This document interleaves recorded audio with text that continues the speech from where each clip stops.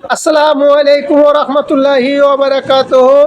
কিছু কিছু পরিবারে বাবা মারা সন্তানের সাথে যে অবিচারগুলা করে, শুধু বাবা মা না, ভাই বোনরাও যে অবিচারগুলা করে, সেই সম্পর্কে আহমদুল্লাহ হুজুরের মুখ থেকে কিছু ওয়াজ শুনে আসি। অনেক বাবা মা আছেন সন্তানের প্রতি জুলুম করেন। ছেলে মেয়ে কয়েকজন আছে, একজনের দিকে বেশি টানেন, আরেকজনকে দেখতেই পারেন না। এই রোগ আছে না নাই? খবরদার, ভালো করে শুনে রাখেন।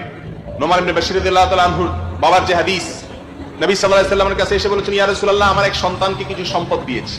নবীজি বললেন, তোমার তো আরো আছে সন্তান, সবাইকে দিছো? বলে না, শুধু একজনকে দিছি। তখন নবী আলাইহিস সালাম বলেছেন, ইত্তাকুল্লাহ ওয়া আদিলু বাইনা আওলাদিকুম আও আবনাইকুম। তো শুনলেন তো আপনারা হুজুরের মুখ থেকে কথাগুলা। আমরা যেন সকলেই এই ধরনের কাজ থেকে বিরতি থাকি। সন্তানের প্রতি যেমন বাবা মার প্রতি যেমন সন্তানের দায়িত্ব কর্তব্য আছে, ঠিক সন্তানের প্রতিও বাবা মার দায়িত্ব কর্তব্য আছে। দুটি সন্তান থাকলে সবার ইনকাম এক থাকে না, একজনের একটু কম, একজনের বেশি, বা একজনের অনেক বেশি, একজনের একেবারেই কম। সে যার যার আওকাত অনুযায়ী বাপ মায়েরে করবে, যার কারণে বাপ মায় তার সয় সম্পত্তিগুলা এক ছেলেদেরকে দিয়ে দিতে পারবে না।